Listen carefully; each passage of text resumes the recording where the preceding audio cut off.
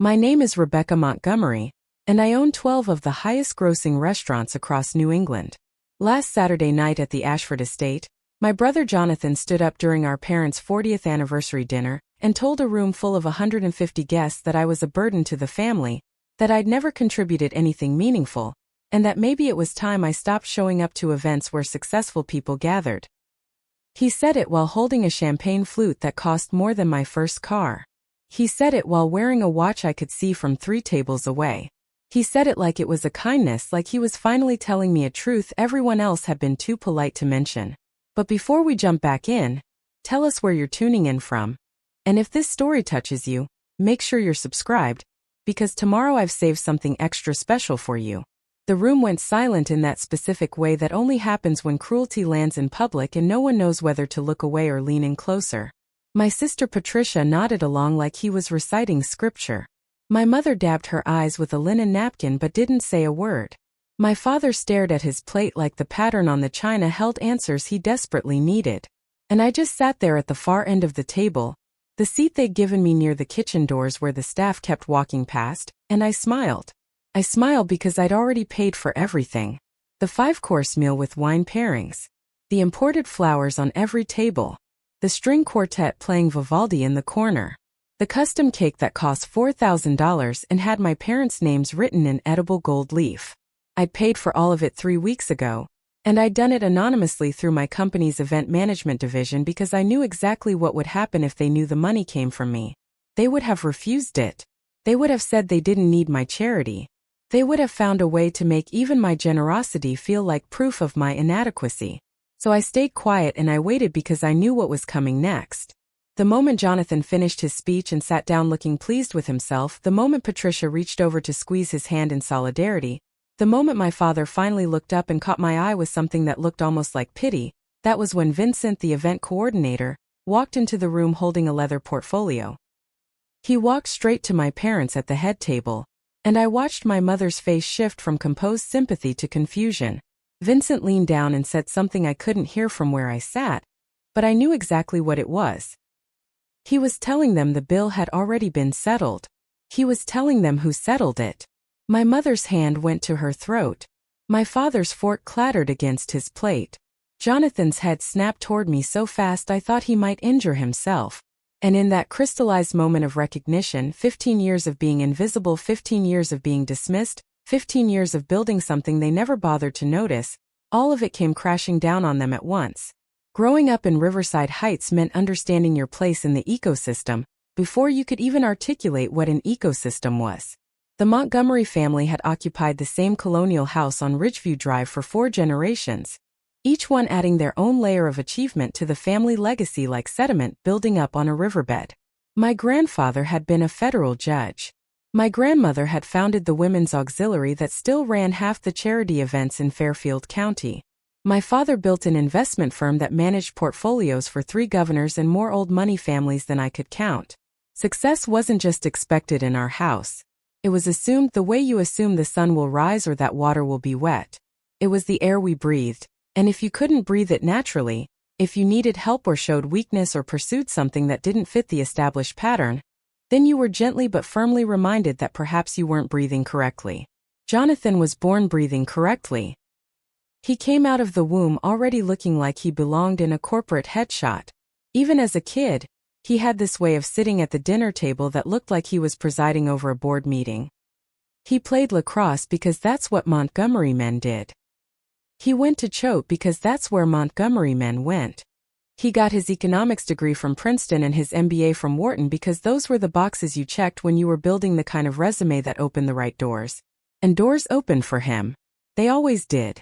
He never had to knock. Meanwhile, I existed in the spaces between their expectations. I wasn't rebellious or dramatic. I didn't dye my hair or get tattoos or run away to join a commune. I was just quiet in a family that valued eloquence, uncertain in a family that prized confidence, and most damningly, I was interested in things that didn't translate into the kind of success they recognized. When I was 14, I started spending my allowance on cookbooks instead of clothes. I'd stay up late reading about French technique and Italian regional cuisine, about the chemistry of bread making and the art of knife skills. I'd sketch out restaurant concepts in notebooks I kept hidden under my mattress because I already knew what they'd say. Cooking wasn't serious. Cooking was something you did as a hobby or something other people did for you. It certainly wasn't something a Montgomery built a life around. Patricia, my older sister, had figured out early that the easiest path to acceptance was marriage. She'd found Thomas Whitman III at a regatta when she was 23, and by 24 she was planning a wedding that got written up in Connecticut magazine. Thomas came from shipping money, the kind that was so old it had stopped being vulgar and started being historical. Patricia didn't need to achieve anything after that. She'd achieved the right last name and that was enough. She moved into a house with more bathrooms than occupants and spent her days on charity boards where the primary qualification was knowing which fork to use. I should probably mention that I loved them. That's the part that made everything harder. They weren't monsters. They didn't beat me or lock me in closets or do any of the dramatically terrible things that would make this story simpler to tell. They were just extraordinarily good at making me feel like I was perpetually auditioning for a role I'd never quite land. Like I was the understudy who kept showing up even though everyone knew I'd never go on. The first time I remember feeling it, really feeling it in my bones, was at Patricia's wedding. I was 16. They'd given me a role in the ceremony, bridesmaid number 4. Fourth from the bride in a line of 6. My dress was lavender, and it fit wrong in a way that no amount of alterations could fix. Because the problem wasn't the dress. The problem was me inside it. During the reception, I spent most of the evening at the kids' table even though I was technically old enough to sit with the adults. Nobody had explicitly assigned me there. I just gravitated toward it because it felt more honest somehow. At least the children weren't pretending I belonged somewhere I didn't.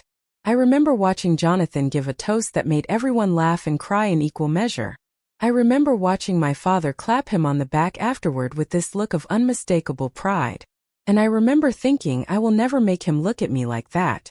Not because I couldn't, but because we were speaking different languages, and neither of us had a dictionary.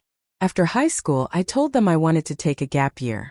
What I meant was I wanted to figure out who I was when I wasn't constantly being measured against a standard I'd never set for myself. What they heard was I wasn't ready for real life yet. My father sat me down in his study, the one with the leather chairs and the wall of law books that were more decorative than functional, and he said, "Rebecca, we love you, but we're worried you don't have direction." He said it kindly. That was what killed me. He wasn't angry. He was concerned. He was looking at me the way you'd look at a plant that wasn't thriving, trying to figure out if it needed more water or better soil or perhaps should just be moved to a different room where it wouldn't be so noticeable. I told him I wanted to work in restaurants. The silence that followed was longer than it should have been. Then my mother, who'd been standing in the doorway, said, "Do you mean manage them? Like hospitality management?" And I'd said, "No, I mean work in them. Cook. Learn the business from the ground up." My father had closed the folder he'd been holding. He did that sometimes when a conversation wasn't going the way he'd planned. Closed folders, straightened papers, created little organizational rituals that gave him time to formulate responses. "Sweetheart," he'd finally said, "that's labor. That's not a career. That's what people do when they don't have options. You have options." I'd left his study without finishing the conversation because I already knew how it would end. They'd talk me into something reasonable. Business school, maybe. Or a position at my father's firm doing something administrative that could be dressed up to sound impressive at dinner parties. And I'd spend the rest of my life wondering what would have happened if I'd just been brave enough to disappoint them. So I made a decision that night.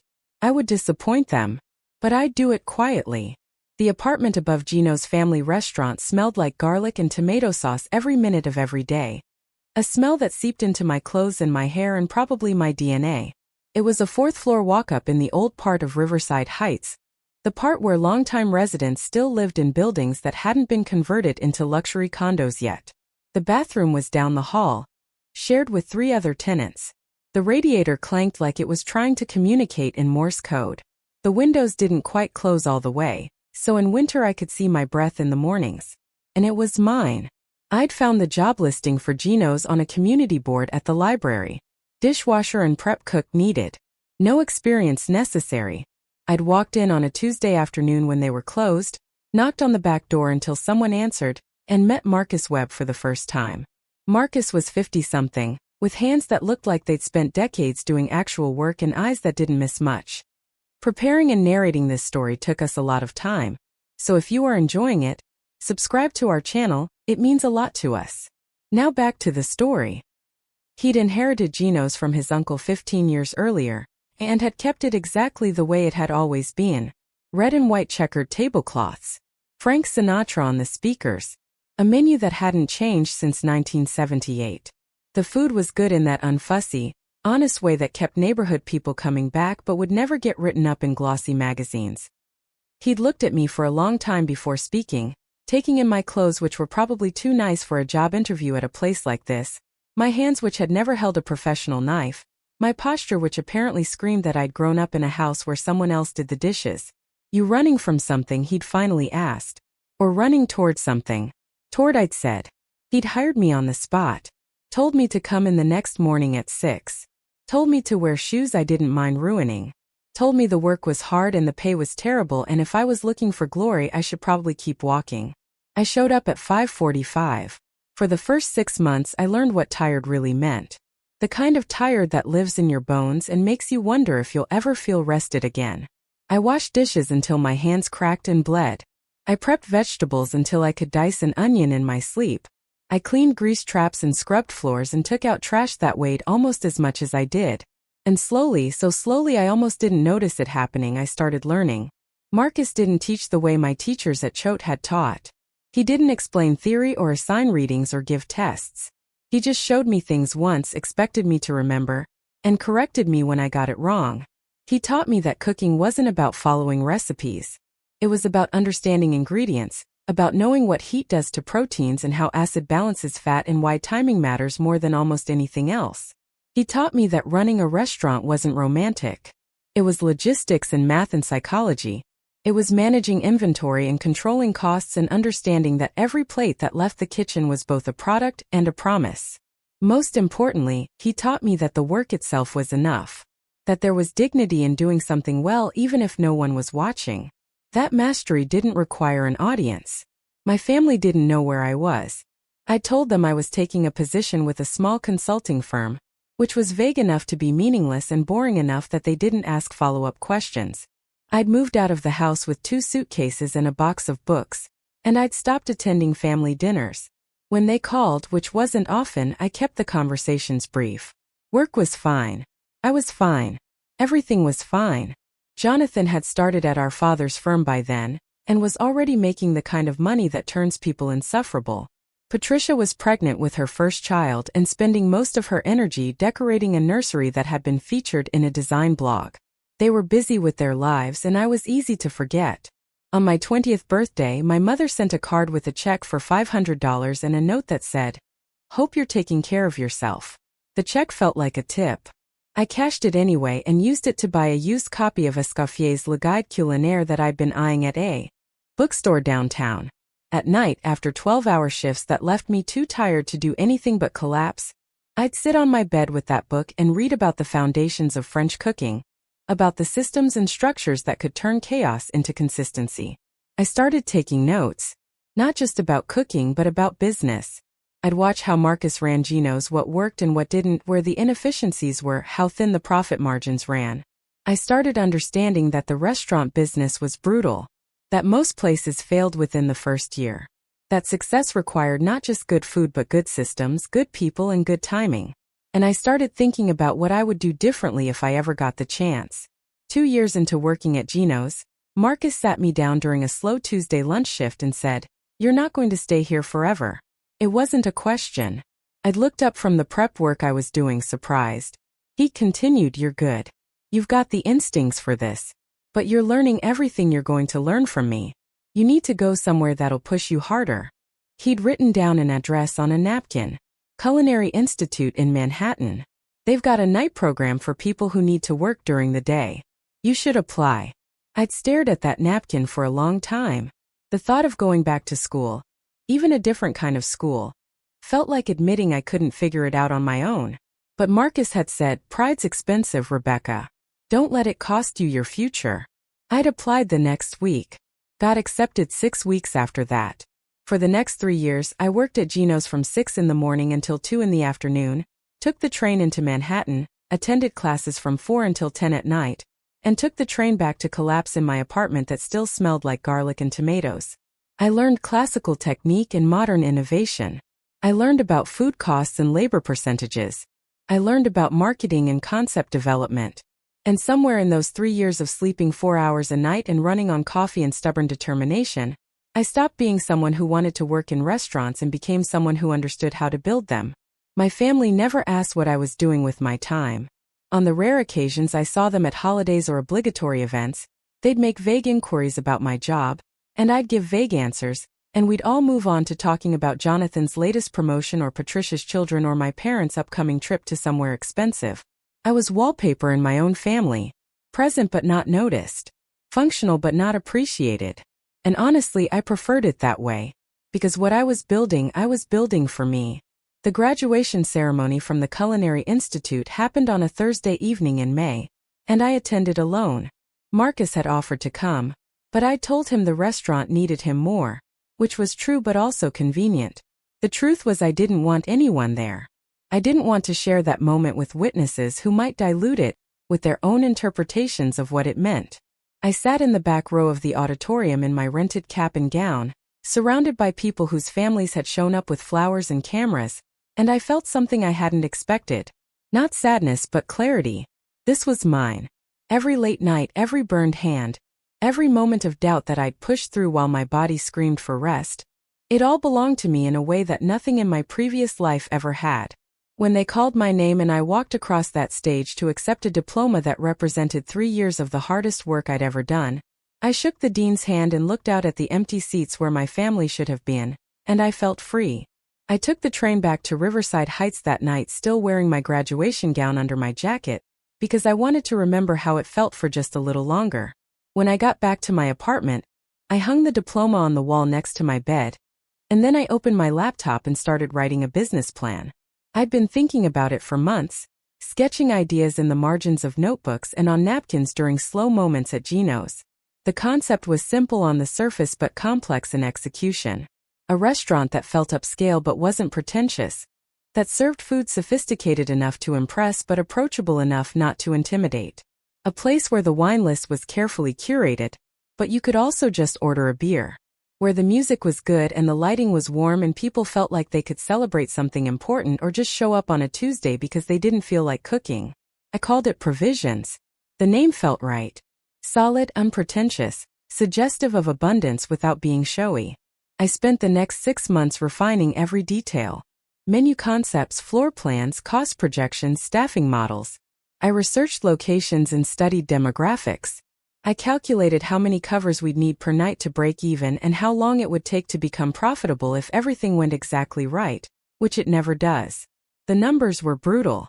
To open the kind of restaurant I was envisioning, I needed capital I didn't have. My savings from 3 years of living like a monk amounted to about $30,000, which was enough to maybe buy the kitchen equipment and not much else. I needed at least $200,000 to do it properly. Maybe more. I could have asked my family. My father had money. He'd probably have written a check just to prove he could, just to maintain his position as the person who solved problems with his wallet. But taking his money would have meant giving him ownership, not legally but psychologically. It would have meant every decision I made would be filtered through his approval. Every success would be attributed to his investment. Every failure would be proof that I should have listened to him in the first place. So I did what people do when they need money and don't have rich relatives they're willing to ask. I worked. I picked up extra shifts at Gino's. I took consulting gigs helping other restaurants streamline their operations. I taught weekend cooking classes out of a community center kitchen to people who wanted to learn how to make pasta from scratch. And I saved every dollar that didn't go directly to keeping myself alive. Took 2 years. 2 years of watching other restaurants open and succeed or fail, learning from both. 2 years of networking with suppliers and contractors and real estate agents, building relationships that would matter later. 2 years of waking up every single morning with the same thought. Not yet, but soon. When I finally had enough for a down payment and a realistic shot at a small business loan, I found a space in downtown Riverside Heights that had been sitting empty for 8 months. It was smaller than I'd originally envisioned, only 45 seats, but the bones were good. High ceilings, good light, a kitchen. That needed work but had potential. The rent was just barely within my budget if I was willing to live on nothing for the first year, which I was. The landlord was a man named Richard Chun who'd owned the building for 30 years and had seen a dozen restaurants fail in that exact space. He looked at my business plan with the expression of someone who'd heard every promise before. "You're young," he'd said. Not an accusation, just an observation. "I'm experienced," I'd replied. "There's a difference between young and inexperienced." He'd studied me for a long moment, then said, "I'll give you a 2-year lease with an option to renew.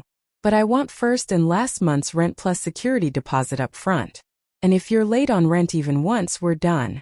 I'd signed the lease that afternoon. Opening a restaurant is like childbirth, except it lasts for months and there's no epidural and the baby might die anyway. Every single day presented a new crisis that felt insurmountable until you mounted it, and then immediately faced the next one. The contractor I'd hired to renovate the kitchen found electrical problems that added $20,000 to the budget. The permits took twice as long as expected because of some Byzantine city ordinance that nobody had mentioned. My first choice for sous chef accepted another offer 2 weeks before we were supposed to open. The espresso machine I'd ordered arrived broken. The custom plates I'd designed came in the wrong color. The refrigeration unit died during the first heat wave of summer, taking $3,000 worth of inventory with it. There were days I sat on the floor of the empty dining room at 2 in the morning and genuinely wondered if I'd made a catastrophic mistake. If maybe my father had been right and this was just labor dressed up as ambition. If maybe I should call him and admit defeat and take whatever job he'd offer me at his firm and spend the rest of my life wondering what if. But then I'd stand up, dust myself off and figure out the next problem. Because that's what you do when you've burned every bridge back to your old life. You build something new or you drown. Marcus came by almost every day during those months, usually bringing food because he'd correctly assumed I wasn't eating properly. He never offered unsolicited advice, but when I asked questions, his answers were always exactly what I needed to hear. One night about 3 weeks before we were supposed to open, when everything felt like it was falling apart simultaneously, he'd found me crying in the kitchen over a vendor invoice I couldn't pay. He'd sat down next to me on the floor and said, "You know what separates the restaurants that make it from the ones that don't? It's not the food. There's 1,000 places with good food. It's not even the money, though money helps. It's whether the person running it can take a punch and keep moving. You've taken about 40 punches in the last 6 months. You're still here. That means something." We opened on a Tuesday in September, which every person I consulted said was a terrible idea. You're supposed to open on a weekend when you can generate buzz and fill seats and create momentum. But I opened on a Tuesday because I wanted our first service to be manageable. I wanted my staff, most of whom I'd hired from other restaurants and cooking schools, to have a chance to find their rhythm without the pressure of a packed house judging their every move. We served 18 people that first night. I remember every single one of them. A couple celebrating an anniversary. A group of 4 who'd worked together at the hospital and wanted to try someplace new. 2 women who'd been friends since college and met for dinner once a month. A man eating alone at the bar who told me he'd been watching the space being renovated and was curious. The food wasn't perfect. The timing was off on a few dishes. One server dropped a wine glass. The music was slightly too loud until we adjusted it halfway through service. But people seemed happy.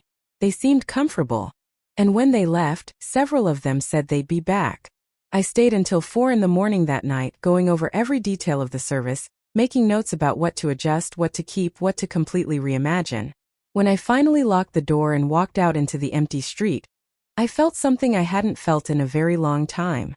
Not relief, not pride, just a quiet sense of rightness. Like I'd finally found the shape I was supposed to fit into.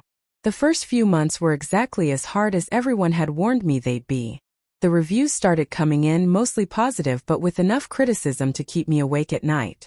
The local food blogger with 20,000 followers came in and wrote that the food was ambitious but occasionally inconsistent, which was fair and also devastating.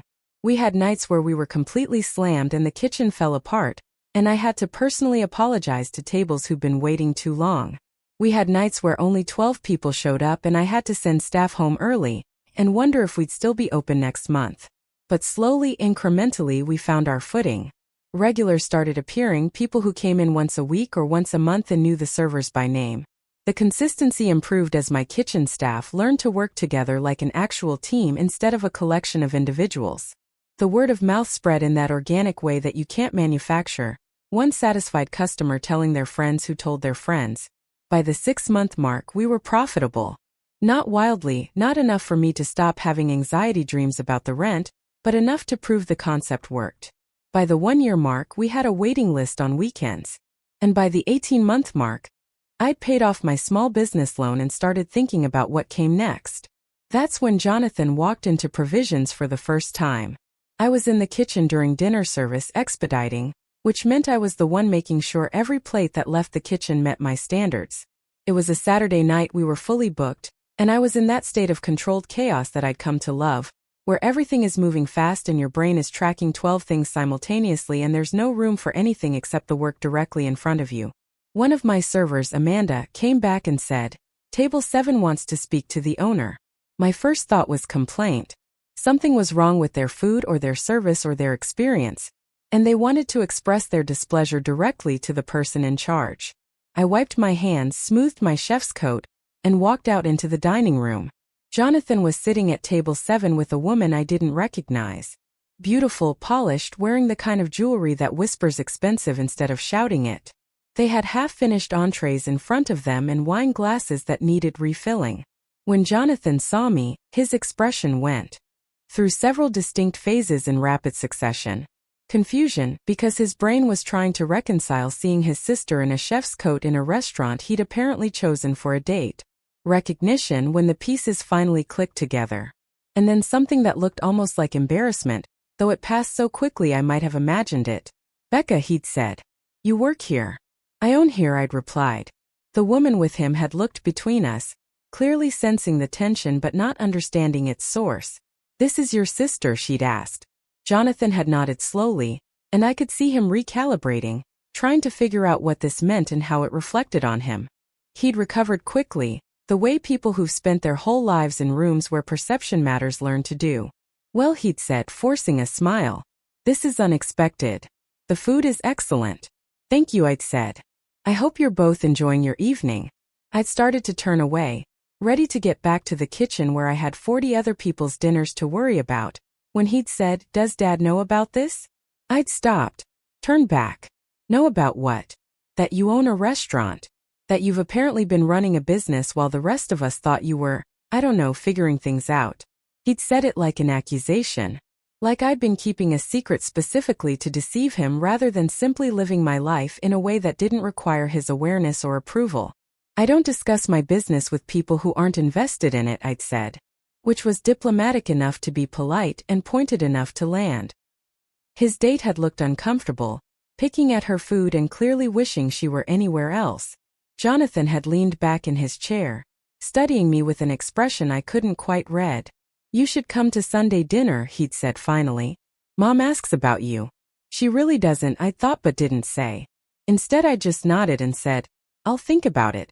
Then I'd gone back to the kitchen and pushed the entire interaction out of my mind because I had a restaurant to run and only so much bandwidth for family drama that I hadn't invited. But something had shifted in that moment. Some invisible line had been crossed. Because now they knew.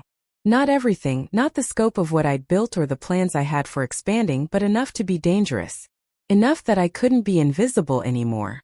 The Sunday dinner invitation didn't come from Jonathan. It came from my mother 3 days later. Her voice on my voicemail carefully pleasant in that way that suggested she'd rehearsed what she was going to say. "Rebecca, darling, your brother mentioned he ran into you at your restaurant, which is apparently quite successful, and we'd love to hear more about it. Why don't you come for dinner this Sunday? Around 6. Nothing formal, just family." I listened to the message twice, parsing each word for subtext. Your restaurant, not the restaurant, which meant she still wasn't quite sure what to make of it. Apparently quite successful, which was a hedge, a way of acknowledging something without fully committing to belief. Nothing formal, just family, which in Montgomery language meant formal enough that I should dress appropriately but not so formal that I could use it as an excuse not to come. I hadn't been to a family dinner in almost 2 years.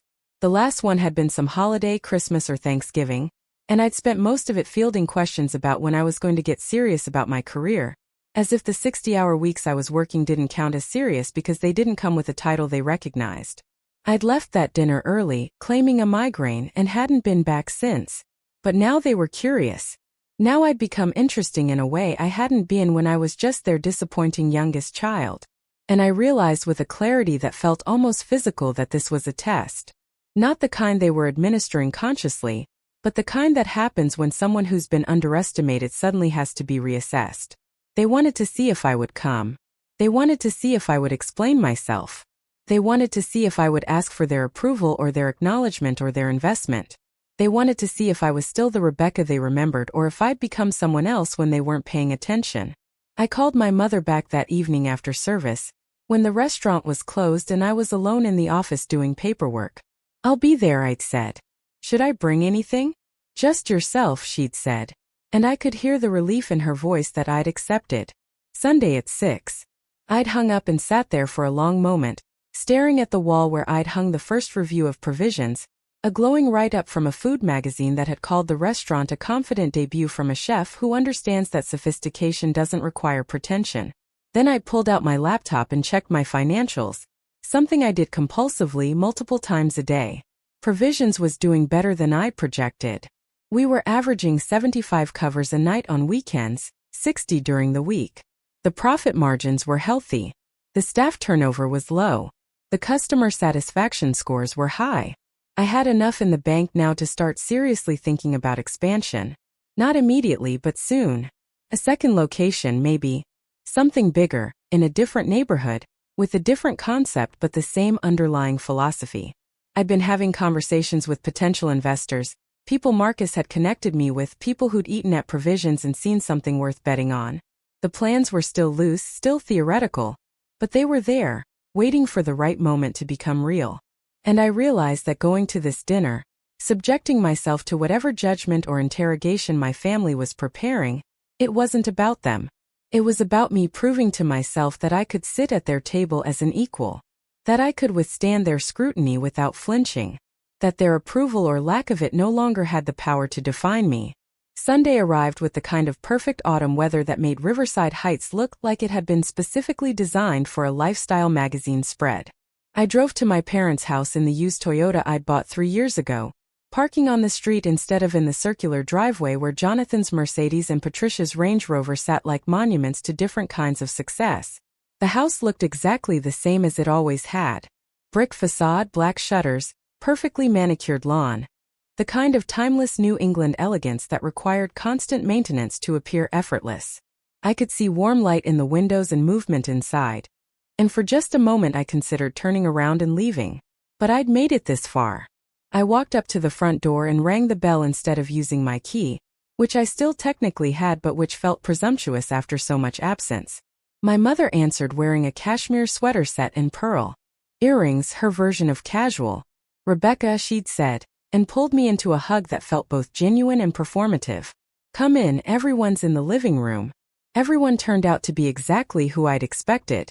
My father in his armchair with a scotch, doing the crossword puzzle from that morning's newspaper. Jonathan on the sofa with his girlfriend from the restaurant, whose name I learned was Diane. Patricia and her husband Thomas with their 2 children, who I barely recognized because I'd missed so many birthdays and holidays. And Uncle Frank, my father's younger brother, who'd always been the odd one in the family, the one who'd chosen teaching over law and seemed genuinely happy about it. "Rebecca," my father had said, standing up to greet me with a kind of formal handshake he gave to business associates. "Jonathan tells us you've been busy."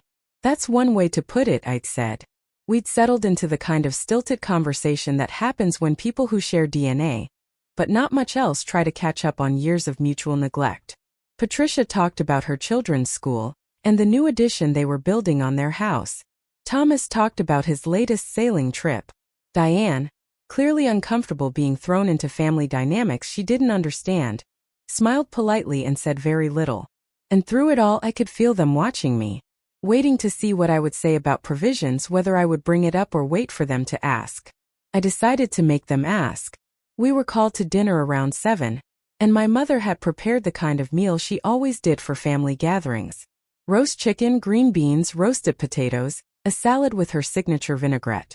Competent, traditional, exactly what you'd expect.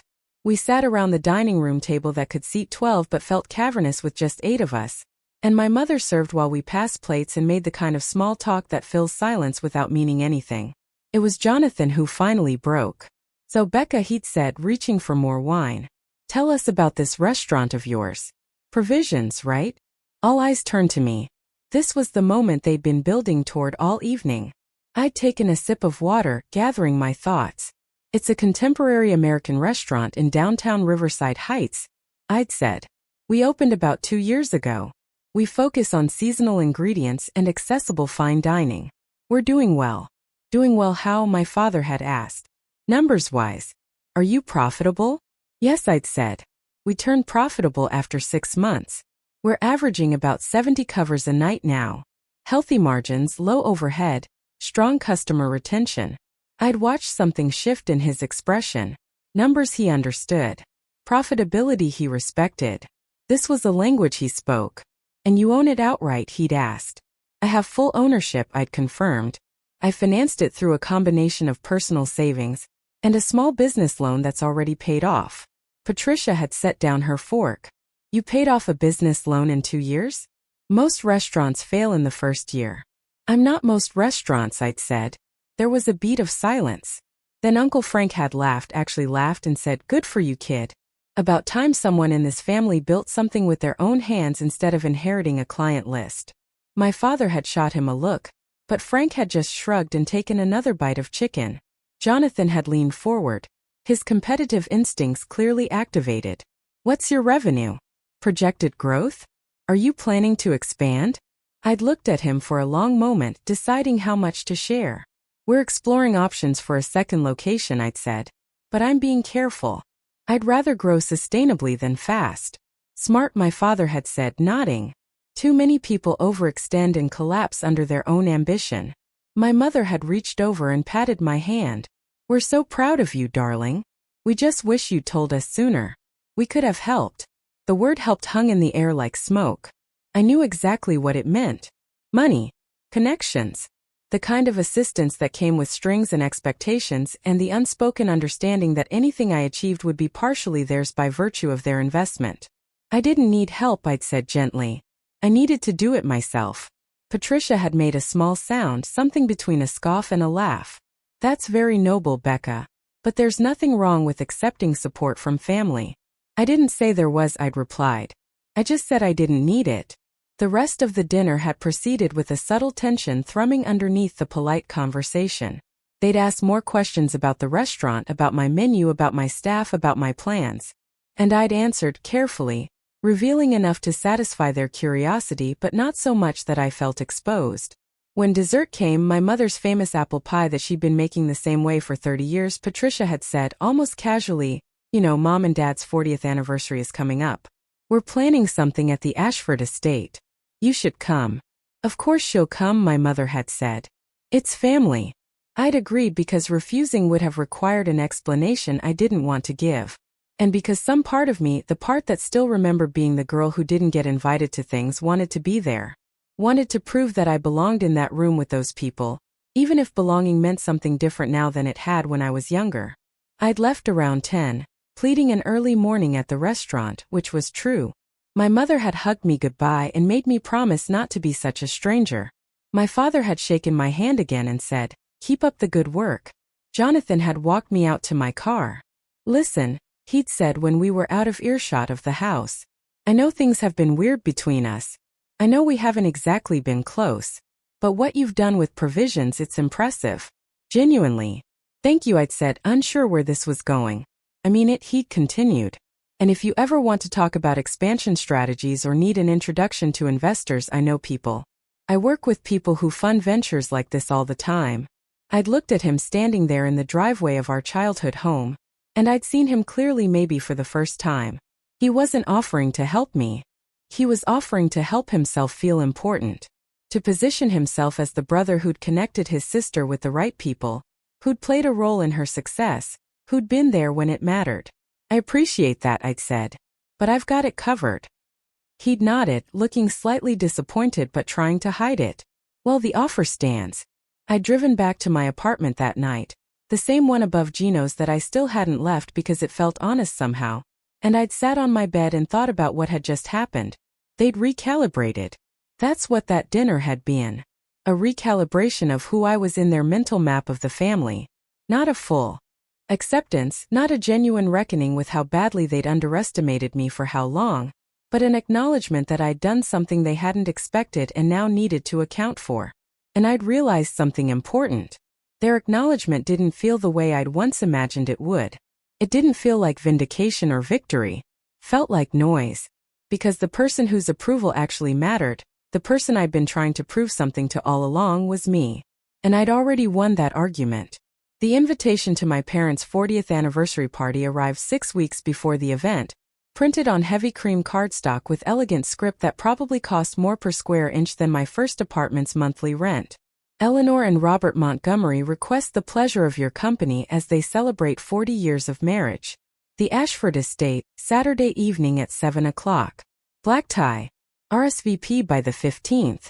I'd set it on my desk at the restaurant and looked at it periodically over the next few days, trying to decode what attending would mean. The rational part of my brain said it was just a party, a family obligation, a few hours of small talk and champagne, and then I could leave and get back to my actual life. But the part of me that had grown up in that family knew better. This wasn't just a party. This was a stage. And everyone who attended would be performing their role in the carefully constructed narrative of Montgomery family success. Patricia would bring her children who'd been coached to behave like tiny aristocrats. Jonathan would bring Diane and probably propose soon because that's what men like him did when they'd been dating someone appropriate for the acceptable amount of time. My parents would hold court like the benevolent rulers of a small kingdom, accepting congratulations and telling stories about their courtship that had been polished through decades of retelling, until they'd achieved a kind of mythological perfection. And I would be there as what exactly? The youngest daughter who'd finally made something of herself? The reformed disappointment? The one who'd shocked everyone by succeeding despite their complete lack of faith? I'd RSVP'd yes because not going would have been a statement I didn't want to make. Would have suggested I was still wounded, still angry, still seeking their approval by withholding my presence. Going suggested I'd moved past all of that. That I could sit at their table without needing anything from them. Whether that was actually true remained to be seen. In the weeks leading up to the party, provisions hit a new milestone. A food critic from a major regional magazine came in unannounced on a Thursday night and wrote a review that used words like assured and sophisticated and destined for expansion. The review ran with photos of 3 of our signature dishes and a paragraph about me that mentioned my age and my lack of formal culinary pedigree, in a way that suggested both were assets rather than liabilities. Chef Montgomery, the review concluded, has created something rare in the modern dining landscape. A restaurant that feels both ambitious and welcoming, that respects tradition while embracing innovation, and that suggests this is only the beginning of a very promising career. The morning that review published, my phone didn't stop ringing. Reservation requests for the next 3 months. Interview requests from food bloggers and local news stations. And 2 separate calls from investors I'd been courting for the second location, both suddenly much more interested now that outside validation had confirmed what I'd been telling them. I'd hired a business manager by then, a woman named Lisa Torres who'd worked in restaurant finance for 15 years, and had the kind of practical wisdom that only comes from seeing every way things can go wrong. She'd sat in my office that afternoon going through the opportunities and said, "You need to be strategic here. This is your moment. The attention won't last forever. You need to leverage it now." I'd known she was right. Success in the restaurant industry was about momentum. You caught a wave and rode it as far as it would take you, or you watched it pass and spent years trying to catch the next one. So I'd started taking meetings. Serious meetings with serious people who had serious money to invest. I'd refined my pitch for the second location, which I was envisioning as a larger space, maybe 70 seats, in a neighborhood about 20 minutes away that was gentrifying rapidly. Different demographic, different price point, but the same underlying philosophy. One of the investors, a man named Gregory Palmer who owned a small portfolio of successful restaurants in Boston, had said, "I like what you've built with provisions. It's got soul. A lot of places have technique or concept, but they don't have soul. You've got all 3. That's rare." We'd shaken hands on a preliminary agreement. Nothing signed yet, but a verbal commitment that he'd provide 60% of the capital for the second location in exchange for a minority ownership stake and a seat at the table for major decisions. It was a good deal. Fair.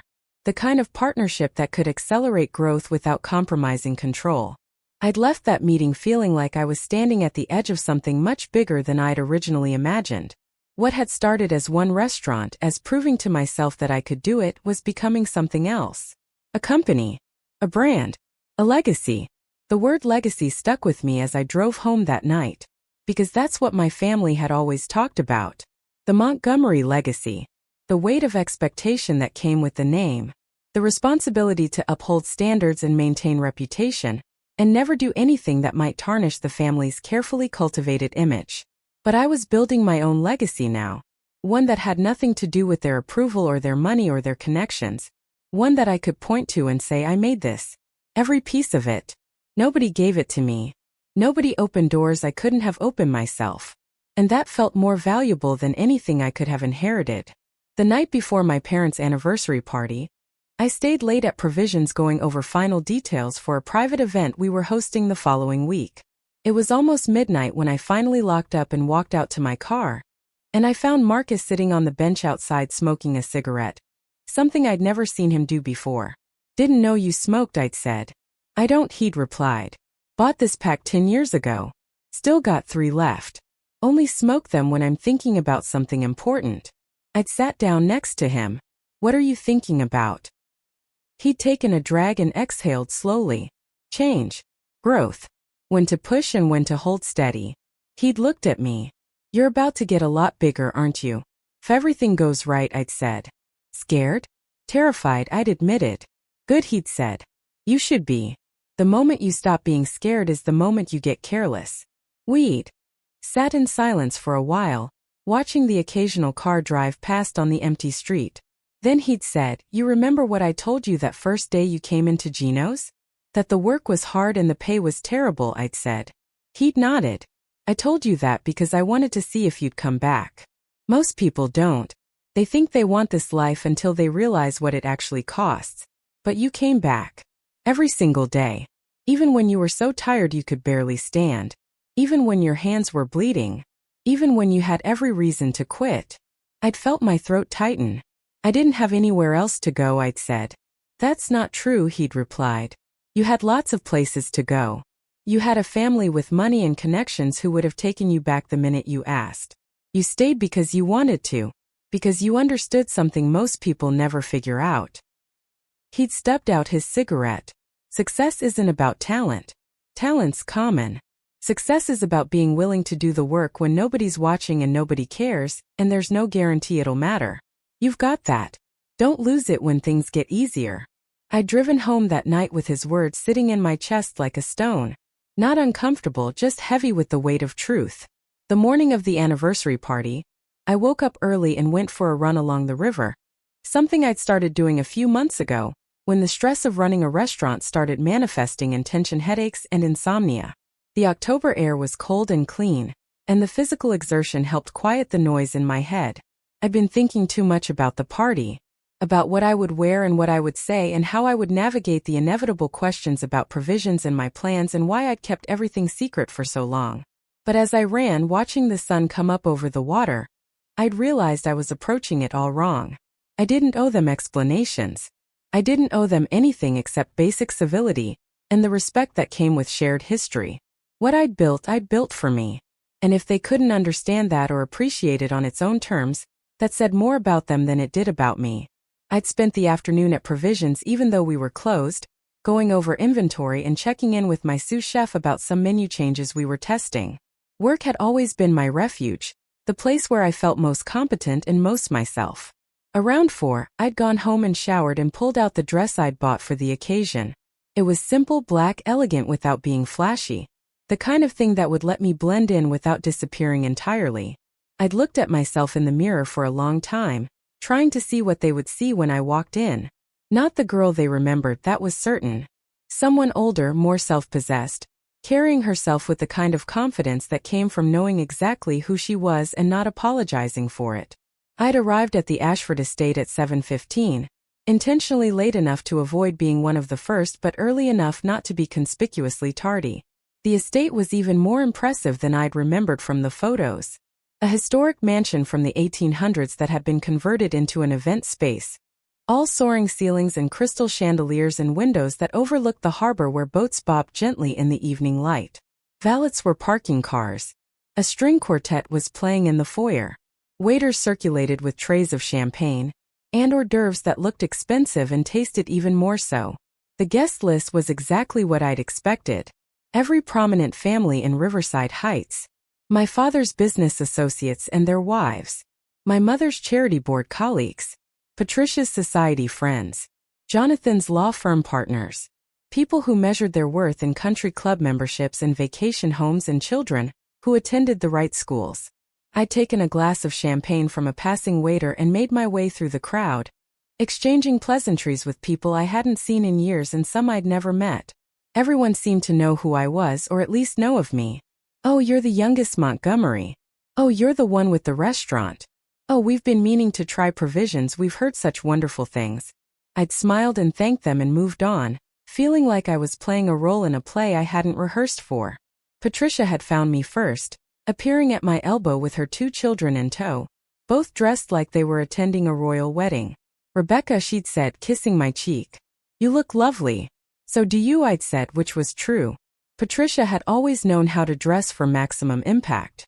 "These are my babies," she'd said, gesturing to the children who looked bored and uncomfortable in their formal clothes.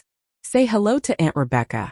They'd mumbled hellos and then immediately asked if they could go find the other children, and Patricia had waved them off with an indulgent smile. She'd linked her arm through mine. "Come, let me introduce you to some people. You really should network more. You never know when connections might be useful."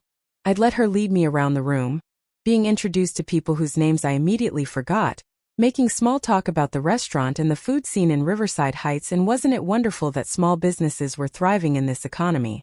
Through it all, I'd felt like I was being displayed. "Look," Patricia seemed to be saying, "our little sister made something of herself after all. Isn't it charming? Isn't it unexpected?" My parents had been holding court near the windows overlooking the harbor, surrounded by their closest friends and looking exactly like what they were.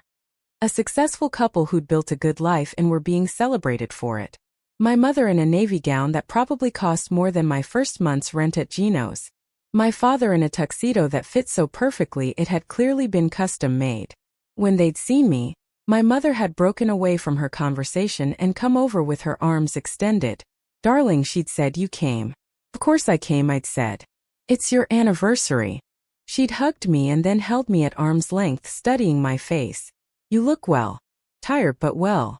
Are you eating enough?" "You're always telling me that," I'd said, smiling. "I'm fine, Mom. Really." My father had joined us, placing a hand on my shoulder in that formal way. He had that suggested affection without requiring actual vulnerability. "Rebecca," he'd said, "your mother tells me you've been getting quite a bit of press lately. The restaurant business must be treating you well." "It is," I'd said. "We're growing." "That's the goal, isn't it?" he'd said. "Growth. Sustainability. Building something that lasts." He'd looked at me with an expression I couldn't quite read. "I'm proud of you," he'd said.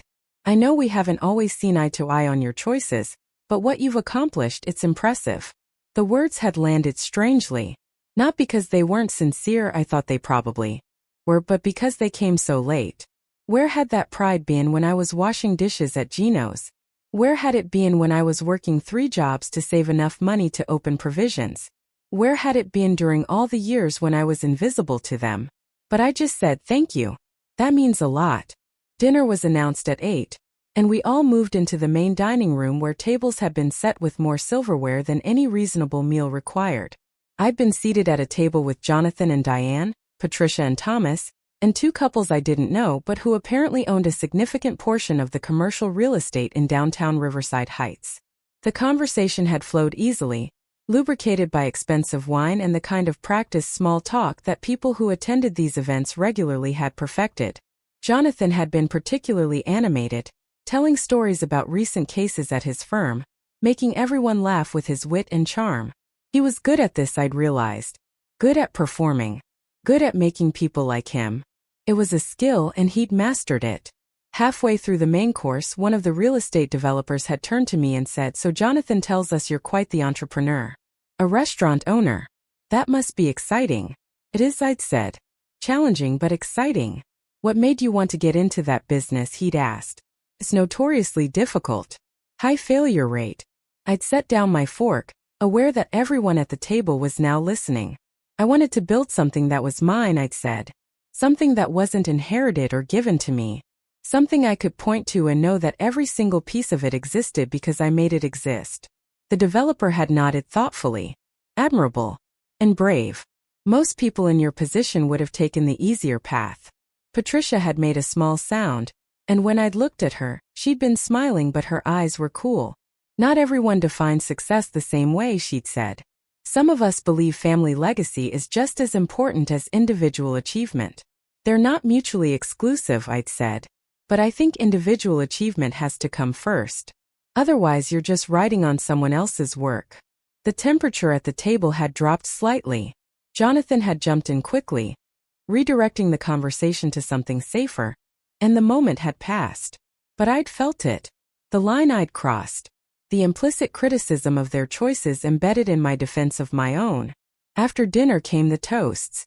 My father's business partner spoke about their 40-year friendship and the integrity Robert Montgomery brought to everything he did. My mother's best friend spoke about Eleanor's grace and generosity. Patricia spoke about growing up watching two people who genuinely loved each other and learning what marriage should look like. And then it was Jonathan's turn. He'd stood up, confident and comfortable with all eyes on him, and launched into a toast that was equal parts humor and sentiment. He'd talked about our parents' example, about the stability they provided, about the opportunities they created for their children. And then he'd said, "Looking around this room, I see the results of their investment.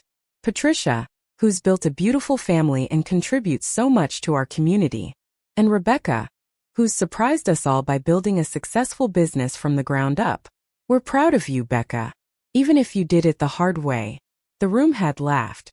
It was meant to be affectionate, a joke at my expense that acknowledged my unconventional path, while also subtly reinforcing that it had been unnecessary, that I could have asked for help, that I'd chosen difficulty when ease was available.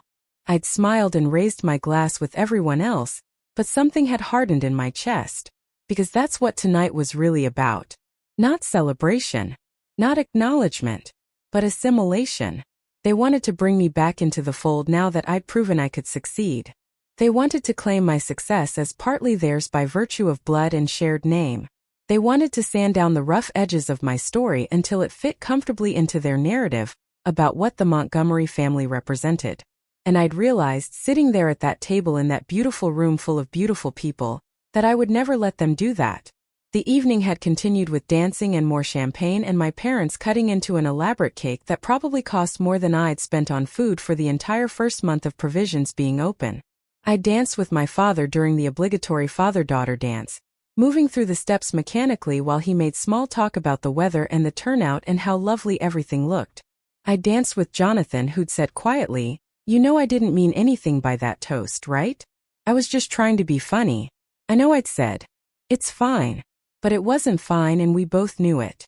Around 10:30, I'd been standing near the bar getting a glass of water when Uncle Frank had appeared beside me. "Hell of a party," he'd said.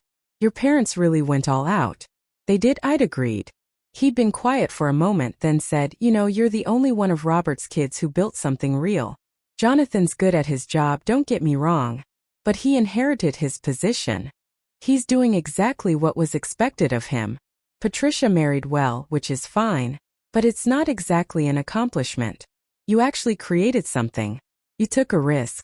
You failed at nothing and succeeded at something most people can't even imagine doing." I'd looked at him, surprised. "That means something," he continued. "Don't let them diminish it by acting like it was inevitable or easy or somehow less impressive because you didn't do it their way." I'd felt my eyes sting and had blinked rapidly. "Thank you," I'd managed to say. He'd patted my shoulder. "I'm just an old teacher who never made any real money. But I know the difference between achievement and inheritance. You've got nothing to prove to anyone in this room. Remember that." He'd walked away before I could respond, leaving me standing there with a lump in my throat and a renewed sense of clarity about why I'd felt so uncomfortable all evening. The moment that would define the entire evening came at 11:15. Right when people were starting to gather their things and say their goodbyes. Right when the energy in the room had shifted from celebration to satisfied exhaustion. I'd been talking to one of my mother's friends near the entrance, half listening to her describe her recent trip to Provence, when I'd heard Jonathan's voice rise above the general murmur of conversation. He was standing near the center of the room with Patricia and a cluster of their friends, and he'd had enough champagne that his voice carried farther than he probably intended. The thing about Becca, he was saying, is that she's always had to do everything the difficult way. Like she's got something to prove. We all offered to help her. Multiple times, but she'd rather struggle alone than accept support from family. It's admirable in a way but also kind of sad. Patricia had nodded, adding she's always been like that. Even as a child. Stubborn. Mom used to say she had an independent streak that bordered on self-destructive. I'd frozen where I stood, the woman from Provence still talking beside me about lavender fields and farmers' markets, her words fading into white noise as I focused entirely on my siblings' conversation. One of Jonathan's friends, a man I didn't recognize, had said something I couldn't quite hear, and Jonathan had laughed. "Look, I love my sister," he'd said. "But let's be honest. She waited tables for years when she could have been building a real career. She lived in some apartment above a restaurant like she was cosplaying poverty. And now she's got one successful restaurant and suddenly she's acting like she's built an empire. It's one location. Our father manages portfolios worth hundreds of millions. Patricia's charity work impacts thousands of people. Perspective matters." The words had landed like physical blows. Not because they were surprising, but because they were being said here tonight at an event I'd helped pay for in ways they didn't even know yet. I'd felt something shift inside me, some final thread of caring what they thought finally snapping clean. The woman beside me had stopped talking, having noticed my attention was elsewhere. "Are you all right?" she'd asked. I turned to her and smiled. "I'm perfect," I'd said. "Excuse me for just a moment." I'd walked over to where Jonathan and Patricia stood, my heels clicking against the marble floor in a rhythm that felt like a countdown. They'd seen me approaching and had both had the grace to look momentarily uncomfortable, but Jonathan had recovered quickly, his lawyer training kicking in. "Becca," he'd said. "We were just talking about you." "I heard," I'd said. My voice had been calm, level, carrying none of the anger that was burning through my chest. "I wanted to thank you both actually." "For what?" Patricia had asked, wary. "For reminding me why I kept my distance," I'd said. "For demonstrating so clearly that no matter what I accomplish, you'll find a way to diminish it. For showing me that in your eyes, I'll always be the disappointment who should have just followed your path, and saved everyone the embarrassment of having to explain why I chose differently." Jonathan's face had flushed. "That's not what I was saying. Wasn't it?" I'd asked. "You just told a room full of people that my success is somehow less valid than yours, because I have one restaurant instead of managing someone else's money. You suggested that my years of hard work were me cosplaying poverty, as if the only reason someone would live modestly is if they're pretending. You dismissed everything I've built because it doesn't look like what you think success should look like." People around us had started to notice the conversation, the energy in the room shifting as more attention turned our way. Patricia had stepped forward, her voice low and urgent. "Rebecca, this isn't the time or place. This is Mom and Dad's anniversary." "You're absolutely right," I'd said. "This is Mom and Dad's anniversary. Which is why I'm particularly interested in discussing the bill." The bill, Jonathan had repeated, confused. "For tonight," I'd clarified. "For this entire event. The venue, the food, the music, the flowers, that absurdly expensive cake. All of it." "What about it?" Patricia had asked. I'd smiled, and it hadn't been a nice smile. "Ask Vincent. He's the event coordinator. He can explain." I turned and walked away, leaving them standing there with matching expressions of confusion. I'd found Vincent near the kitchen entrance checking something on his tablet, and I'd said, "I think now would be a good time." He'd nodded, professional as always, and had walked into the main room carrying the leather portfolio that contained all the evening's billing information. I'd watched from near the doorway as he'd approached my parents, who were saying goodbye to a group of guests. I'd watched my mother's expression shift from pleased hostess to confused as Vincent leaned down and spoke quietly to her. I'd watched my father's face as he listened, his eyes widening slightly before he looked up and scanned the room until he found me. Vincent had opened the portfolio and shown them something. Paperwork that I knew detailed every single expense for the evening, right down to the specific wine pairings and the premium they'd paid for having the string quartet play an extra hour. And at the bottom I knew was a receipt marked paid in full, along with documentation showing that payment had been made 3 weeks prior by Montgomery Hospitality Group. My company. My money. My gift that I'd given anonymously because I'd known they'd never accept it if they knew where it came from. My mother's hand had gone to her throat in that gesture she made when she was genuinely shocked. My father had stood up, still holding the portfolio, and had started walking toward me. The room had gotten quieter, that particular kind of quiet that happens when people sense drama unfolding, and don't want to miss a moment of it. Jonathan and Patricia had noticed the commotion and had moved closer, along with most of the other guests who weren't already watching. My father had reached me, his face unreadable. "Rebecca," he'd said. "Did you pay for tonight?" Every single piece of it, I'd confirmed. When he'd asked, 3 weeks ago, I'd said. Through my company's event management division. Anonymously, because I knew you'd refuse if you knew it was from me. "Why would you do that?" my mother had asked, appearing beside my father.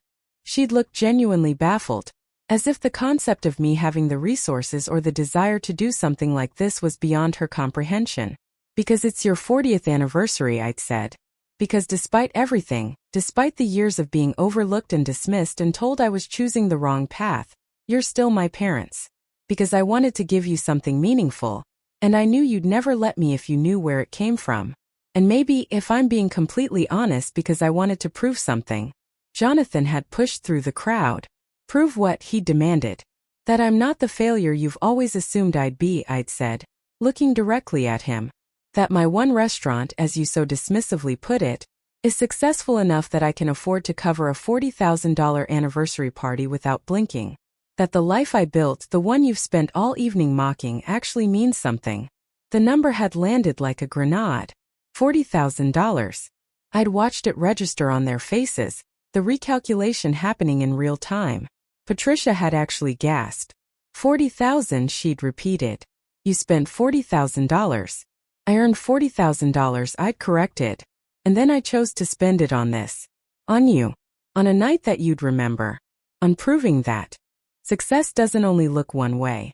The room had been completely silent now. Everyone watching this family drama unfold like it was theater. My father had closed the portfolio, his jaw working like he was trying to find the right words. "We had no idea," he'd finally said. "That was the point," I'd replied. "You had no idea about a lot of things. You had no idea that while you were embarrassed by my job waiting tables, I was learning every single aspect of how restaurants work. You had no idea that while you thought I was wasting my time in some night program, I was building the foundation for a business that's now worth over $2 million.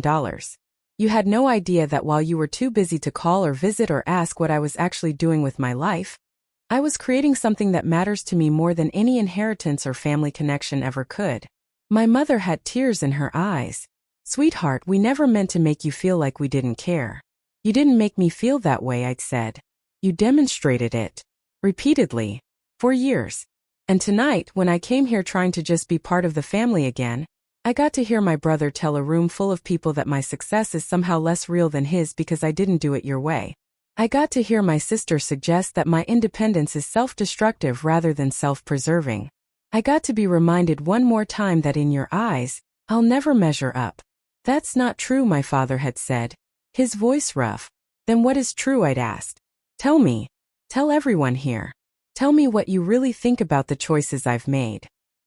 He'd looked at me for a long moment, and I'd seen something in his face that might have been regret or might have been pride or might have been both. "I think," he'd said slowly, "that you're the bravest person in this family. I think you've done something I never could have done. I think you took every disadvantage we inadvertently gave you and turned it into strength.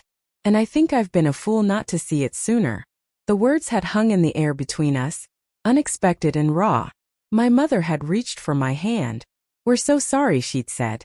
"For all of it. For not seeing you. For not supporting you when you needed it. For letting you feel like you had to do everything alone." "I didn't let myself feel that way," I'd said gently. "You taught me to feel that way. But I learned how to survive it." I learned how to build something real out of it. And honestly, I'm not sure I would have worked as hard or wanted it as badly if I'd had your support from the beginning. So maybe it worked out the way it needed to." Jonathan had stepped forward, and I'd seen something in his face I'd never seen before. Shame. Real genuine shame. "Becca, I'm sorry," he'd said. "What I said earlier, it was inexcusable. I was drunk and stupid and jealous." "Yes, you were," I'd agreed. "Jealous," he'd repeated like he was testing the word. "Of what?" "Of the fact that you built something entirely your own," I'd said. "Something that has nothing to do with Dad's firm or family connections or inherited advantages. Something that exists purely because you worked for it. That's real in a way that I think you're starting to realize your success might not be." He'd flinched, but he hadn't argued. Patricia had been crying quietly, her carefully applied makeup starting to run. "I never realized," she'd said. "Never realized what?" I'd asked. "How much we hurt you," she'd said. "How badly we failed you as a family." "You didn't fail me," I'd said. "You just didn't see me. There's a difference. But I see myself now. And that's what matters." Uncle Frank had appeared at the edge of the crowd, and when I'd caught his eye, he'd been smiling. Not a happy smile, but a satisfied one. Like he'd been waiting years for this exact moment. Vincent had quietly excused himself, sensing that his presence was no longer needed. The other guests had started to disperse, giving our family privacy while undoubtedly planning to discuss every detail of what they just witnessed the moment they got in their cars. My father had handed the portfolio to my mother, and had placed both hands on my shoulders. "What you've done tonight," he'd said, "paying for all of this, it's extraordinarily generous. Thank you." "I didn't do it for thanks," I'd said. "I did it because despite everything, I wanted you to have a beautiful anniversary. And because I wanted to prove to myself that I could. That your approval or disapproval doesn't actually affect my ability to succeed." I'd turned to address the remaining guests, my family, the handful of people still lingering near enough to hear. "I'm going to leave now," I'd said. "But before I do, I want to say something. For anyone who's ever felt like they don't fit the mold their family created. For anyone who's been told their dreams aren't practical or realistic or worth pursuing. For anyone who's had to build their life in the shadows because the spotlight was always pointed somewhere else, let me tell you what I've learned. Your worth isn't determined by other people's recognition. Your success isn't measured by their standards. And your value doesn't require their validation. Build your life for yourself. Make choices that honor who you actually are, not who someone else thinks you should be. And when you succeed, when you create something that matters to you, don't let anyone diminish it just because it doesn't look like what they expected." I'd grabbed my clutch from where I'd set it down and had started toward the exit. My mother had called after me. "Rebecca, please don't leave like this." "I'm not leaving angry," I'd said, turning back. "I'm leaving free. There's a difference." I'd walked out of the Ashford Estate into the cool October night, and I'd gotten into my car and sat there for a moment, my hands on the steering wheel, my heart pounding. Then I'd started laughing. Not hysterical laughter, but genuine amusement at the absurdity of it all. At the fact that it had taken $40,000 and a public confrontation to get my family to actually see me. At the fact that their recognition, which I'd craved for so long, felt almost meaningless now that I had it. I'd driven back to my apartment above Gino's, and I'd changed into comfortable clothes and had gone down to the restaurant's kitchen where I'd let myself in with my key. Marcus had given me one years ago and had never asked for it back, and sometimes when I needed to think, I'd come here late at night and cook. I'd made pasta from scratch, something simple, just flour and eggs and salt and thyme. I'd rolled the dough out by hand, cut it into fettuccine, and boiled it in salted water. I'd made a basic sauce with butter and garlic and herbs from the garden Marcus kept behind the restaurant.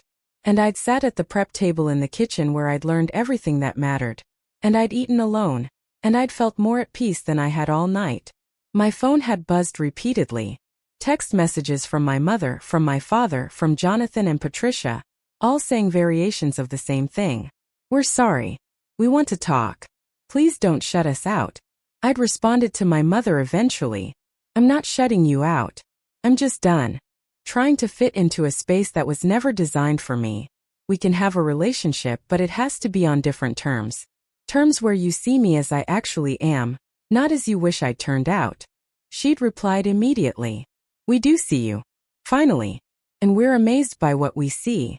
I'd set my phone down and finished my pasta, And I'd thought about the second location I was planning to open, about the investors who believed in my vision, about the staff at Provisions who worked their hearts out every single night because they believed in what we were building together, about Marcus, who'd given me a chance when I had nothing but determination and had never once asked for anything in return, except that I be honest and work hard. That was my family, the people who'd chosen to be in my corner when it would have been easier not to be. The people who'd seen potential in me when I was nobody and had helped me become somebody. The people who measured my worth by my character and my effort, not by my pedigree or my connections or my ability to perform success in ways they found acceptable. I'd cleaned up my dishes and locked up the restaurant and gone back upstairs to my apartment, and I'd slept better than I had in weeks. The next morning, I'd woken up to 17 missed calls and 43 text messages. My family had apparently spent the entire night in crisis mode, trying to process what had happened and figure out how to repair relationships they'd only just realized were broken. But there were also messages from other people. From the real estate developer I'd met at dinner, saying he'd been impressed by what he'd witnessed and wanted to discuss investment opportunities. From 2 different reporters asking for interviews about my business and my background. From the regional magazine critic asking if I'd be interested in being featured in an upcoming piece about young entrepreneurs changing the food scene in New England. And from Gregory Palmer, my investor for the second location, saying simply, "That's the kind of backbone that builds empires. Let's talk expansion strategy this week." I'd made coffee and sat at my small kitchen table, the same one I'd sat at for years while studying business plans and recipe development and cost projections, and I'd started mapping out the next phase. Not just the second location, but the third, the fourth. The vision of what Montgomery Hospitality Group could actually become if I stopped thinking small and started thinking in terms of real scale. My phone rang and I'd seen it was Marcus. "You okay?" he'd asked when I answered. "I'm better than okay," I'd said. "I'm clear." "Good," he'd said. "Because I'm retiring next year. Gino's is yours if you want it." The offer had stunned me into silence. "Marcus," I'd finally said, "I can't afford to buy Gino's." "It's not for sale," he'd said. "It's a gift. You gave me 5 years of the hardest work I've ever seen anyone do. You made this place better just by being here. And more importantly, you represent everything this restaurant has always been about. Honest food, honest work, honest people. If anyone deserves to carry that forward, it's you." I'd felt tears starting and had blinked them back. "I don't know what to say." "Say you'll think about it," he'd replied. "Say you'll do right by it if you take it. Say you'll remember that success means nothing if you lose yourself getting there." "I'll think about it," I'd said. "And Marcus, thank you. For everything. For seeing me when nobody else did." "Don't get sentimental on me," he'd grumbled, but I'd heard the smile in his voice. "Get back to work. You've got an empire to build." I'd spent the rest of that Sunday working, which is what I always did when I needed to process something. I'd gone to Provisions and had done inventory and menu planning, and had called my staff to go over the upcoming week specials. I'd worked because work was honest and work was real and work was the thing that had saved me when everything else felt impossible. Late that afternoon, my father had shown up at the restaurant. I'd been surprised to see him, standing in the doorway in casual clothes, looking uncomfortable in a way I'd never seen him look before. "Can we talk?" he'd asked. I gestured to a table, and we'd sat down across from each other in the empty dining room. "I don't know how to do this," he'd said after a long silence. "This thing where I admit I was wrong. Where I acknowledge that I failed you in fundamental ways. Where I ask for forgiveness I'm not sure I deserve. You could start by just saying it," I'd suggested. He'd nodded. "I was wrong. About everything. About dismissing your dreams and your choices and your path. About not supporting you when you needed it. About measuring your worth by my standards instead of recognizing that you were creating your own. About being so caught up in my own definition of success that I couldn't see you building something far more impressive than anything I ever did." I'd sat with those words, feeling their weight. And now I'd asked, "What changed?" "Last night changed me," he'd said. "Watching you stand in that room and tell the truth about how we treated you. Realizing that you paid for your mother's and my anniversary party with money you earned yourself. Money you could have spent on anything else but chose to spend on us despite how badly we'd let you down. Understanding that you became successful not because of our family but despite it. That changes how I see everything." "I'm glad," I'd said. "But Dad, you need to understand something. I'm not looking for your approval anymore. I spent too many years wanting it, needing it, building my entire self-worth around whether I could earn it. I'm past that now. I know," he'd said. "And that's what makes this so hard. Because I finally want to give you something you no longer need." We talked for almost 2 hours that afternoon.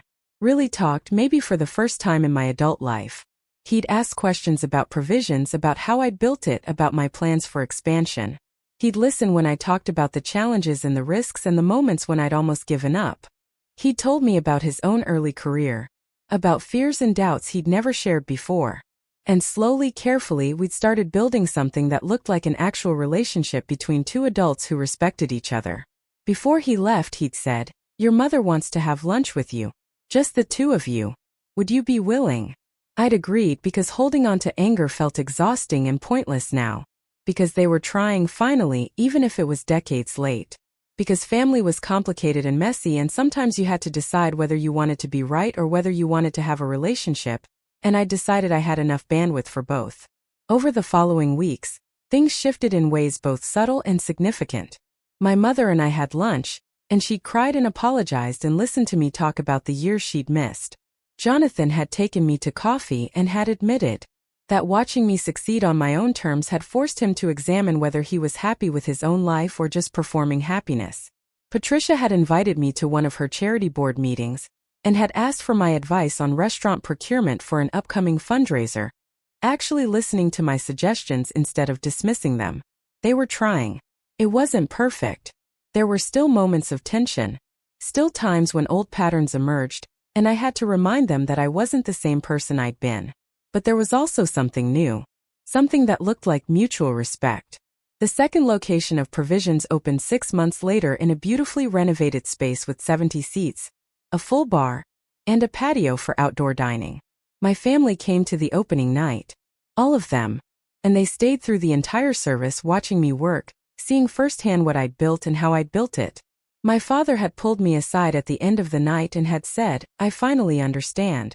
This isn't just a restaurant. It's a statement about who you are and what you value and what you're capable of." He'd been right. It was a statement. But more than that, it was a foundation. For the third location that would open the following year. For the fourth and fifth that were already in planning stages. For the company I was building that would eventually employ hundreds of people and serve millions of meals and become exactly the kind of legacy I wanted to leave behind. The kind that was earned, not inherited. The kind that was built on hard work and integrity, and a refusal to accept anyone else's definition of what success should look like. A year after my parents' anniversary party, I'd gone back to Gino's late one night after a particularly grueling service at Provisions. I'd let myself into the kitchen and had made pasta again, the same simple dish I'd made the night everything changed.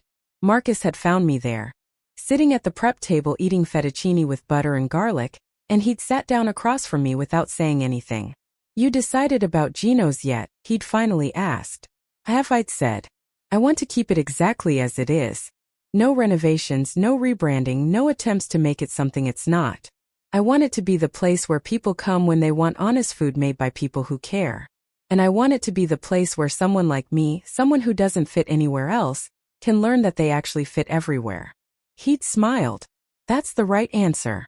We'd sat there in comfortable silence. Two people who understood that success wasn't about flash or headlines or impressing anyone. It was about doing work that mattered to you, building things that honored your values, and creating spaces where people felt seen and valued and fed, in every sense of the word. My phone had buzzed with a text from my mother. "Family dinner next Sunday. Please come. We're making your favorite." I'd replied that I'd be there, and I'd meant it. Because I'd learned something important over the past year. You could forgive people for not seeing you without forgetting what it felt like to be invisible. You could build bridges without pretending the distance had never existed. You could be part of a family while also being fully yourself. And you could succeed on your own terms while still accepting that sometimes, when people were willing to change and grow and try, there was room for reconciliation. But the most important thing I'd learned was this. The only approval you really need is your own. Everything else is just bonus. I'd finished my pasta and washed my dishes and locked up Gino's for the night, and I'd driven home through streets I knew by heart, past the restaurant I'd built and the life I'd created, And I'd felt something I'd been chasing for as long as I could remember. Not validation. Not vindication. Just peace. The kind of peace that comes from knowing exactly who you are and being completely okay with it. The kind of peace that comes from building something real with your own hands. The kind of peace that comes from finally being enough for yourself. 3 years after that anniversary party, I stood in the test kitchen of what would become my 7th restaurant location, watching my head chef plate a dish we'd been perfecting for weeks. The space smelled like roasted garlic and fresh bread, and through the windows I could see the Boston skyline catching the late afternoon sun. Montgomery Hospitality Group now employed 234 people across New England. We'd been featured in 3 national food magazines. I'd been invited to speak at culinary schools and business conferences. And somehow, despite all of that growth and recognition, the moment that felt most significant wasn't any of those milestones. It was the text message I'd received that morning from a number I didn't recognize. "Hi, this is Amanda. I waited tables at your First Provisions location 4 years ago. I just wanted you to know I used your business model as inspiration for my own restaurant, which opened last month in Portland. Thank you for showing me it was possible." That message sat in my phone like a physical weight, the good kind, the kind that reminded me why any of this mattered. Because it was never really about proving something to my family, though that had been part of it. It was about proving something to myself, and then using that proof to show other people what was possible when you refused to accept limitations other people tried to place on you. My phone rang, interrupting my thoughts. It was Patricia. We'd developed something resembling an actual sisterly relationship over the past few years, one built on honesty rather than performance. "Hey," I answered. "Are you sitting down?" she asked, her voice strange. "I am now," I said, pulling out a stool. "What's wrong?" "Nothing's wrong," she said quickly. "Actually, something's really right. Thomas and I are getting divorced." The words hung in the air between us, and I processed them carefully. "Are you okay?" I asked. "I'm better than okay," she said, and I could hear something in her voice I'd never heard before. Relief. Maybe even joy. "Becca, I've been miserable for years. Playing the role of the perfect society wife, sitting on boards I don't care about, attending events that bore me to tears, pretending my life has meaning because it looks good from the outside. Watching you build something real, something that actually matters to you, it made me realize I've been living someone else's life." I sat with that confession, understanding its weight. "What are you going to do?" I asked. "I don't know yet," she said. "But I'm thinking about going back to school. Remember how I used to paint? Before I met Thomas, before I decided art wasn't practical? I want to try again. I want to see if there's still something there worth pursuing." I smiled, even though she couldn't see it. "I think that's brave." "Do you really?" she asked, and I could hear the vulnerability in her voice. "Or do you think I'm being ridiculous? Giving up security and status to chase something that might not work out?" "I think you're being human," I said. "And I think it's never too late to build a life that actually feels like yours." We talked for another 20 minutes, and I heard myself giving her advice I'd learned the hard way. About the importance of building slowly and authentically. About not being afraid to start small. About measuring success by your own standards rather than anyone else's. When we hung up, I sat there thinking about how strange life was. How the sister who'd once nodded along when Jonathan called me worthless was now asking me for guidance on how to rebuild her entire existence. How the family dynamics that had seemed so fixed and immovable had shifted entirely, because one person had refused to accept their assigned role. My business manager Lisa knocked on the test kitchen door, pulling me back to the present. "You've got a call holding," she said. "Gregory Palmer says it's important." I took the call in my office, a space I designed to feel more like a creative studio than a corporate environment. Books on shelves, artwork from local artists, windows that let in natural light. Gregory's voice came through warm and energetic. "Rebecca, I've got a proposition for you." "I'm listening," I said. "There's a restaurant group in Chicago that's interested in partnering with us," he said. "They've got the real estate, the local connections, the infrastructure. They want to bring the Montgomery hospitality concept to the Midwest. 3 locations to start, with potential for regional expansion." "Chicago," I repeated, testing the word. "That's a significant leap from New England." "It is," he agreed. "Which is why I wanted to discuss it with you before responding. This would mean traveling more, being away from your home base, managing teams remotely. It would change the nature of what you've built." But it would also mean taking everything you've created and proving it works on a national scale. I've been expecting something like this eventually. Success creates opportunity, and opportunity creates decisions. The question wasn't whether I could do it, but whether I wanted to. Can I think about it? I asked. Take all the time you need, he said. But Rebecca, I want you to know something. In 20 years of investing in restaurants, I've never seen anyone build what you've built. Not just the business model, which is excellent, but the culture. Your staff turnover is a fraction of industry standard. Your customer loyalty is off the charts. You've created something sustainable in an industry where sustainability is nearly impossible. That's worth expanding. We hung up, and I sat at my desk staring at the wall where I'd hung the first dollar provisions ever earned, framed and mounted like the artifact it was. Chicago would mean leaving behind the ecosystem I'd carefully built. The relationships with local suppliers and farmers. The community I'd become part of. The proximity to my family, which now actually mattered in ways it hadn't before. But it would also mean growth. Evolution. Proof that what I'd built could translate beyond the specific circumstances of its creation. I called Marcus, something I still did whenever I needed to process a major decision. He'd fully retired now, spending his days fishing and reading and occasionally stopping by my restaurants to critique the food with the kind of brutal honesty only someone who truly cared would offer. Chicago, he said after I explained the situation. That's a big step. It is, I agreed. What's your gut telling you, he asked. That I'm scared, I admitted. That it feels like too much too fast. That I'm worried about losing control of what I've built. Good, he said. Fear means you're taking it seriously. The question isn't whether you're scared. The question is whether you're more scared of trying and failing or of not trying and always wondering what if. That's an impossible question, I said. No, it's not, he replied. You've already answered it once. When you left your family's house with 2 suitcases and started washing dishes at my restaurant. When you spent 3 years sleeping 4 hours a night to get through culinary school. When you opened provisions knowing it might fail and you might lose everything. You've always chosen the risk over the regret. Don't stop now. He was right, of course. I'd built my entire life on choosing the harder path because it was more honest. Backing away from Chicago because it was scary would be betraying everything I'd proven to myself over the past decade. I called Gregory back the next day and told him yes. We spent the following 6 months planning the Chicago expansion with the kind of meticulous detail I'd learned was necessary for success. Site visits and market research and hiring key staff who understood the vision and could execute it without my constant presence. It was exhausting and exhilarating in equal measure. My family threw me a going-away dinner. Even though I wasn't actually leaving Riverside Heights permanently, just spending more time traveling. But they'd wanted to mark the occasion, and I'd let them because our relationships had evolved to the point where their support felt genuine rather than performative. Jonathan had stood up to make a toast, and unlike the one he'd made at my parents' anniversary, this one had been different. He'd talked about watching me build something from nothing, about learning from my example that success without authenticity was just expensive misery.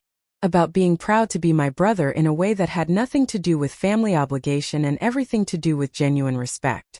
When I look at what Rebecca has accomplished, he'd said, I don't see someone who succeeded despite our family. I see someone who succeeded because she refused to let our family define her. There's a difference and it's important. She taught us that you don't need permission to become who you're meant to be. You just need courage. My father had added his own thoughts, talking about how wrong he'd been about me, about the restaurant industry, about what constituted meaningful work. He'd spoken with the kind of humility I'd never heard from him before, and I'd realized that my success hadn't just changed me, it had changed them too. Forced them to examine their own assumptions and biases and recognize that their narrow definition of achievement had caused them to miss years of their daughter's life. My mother had simply hugged me afterward and whispered, I'm sorry I didn't see you sooner. But I see you now. Every day. And I'm so proud of who you are. The Chicago launch happened on a cold February evening, and despite all our planning, despite having executed restaurant openings 6 times before, I was terrified. This felt different, bigger, more exposed.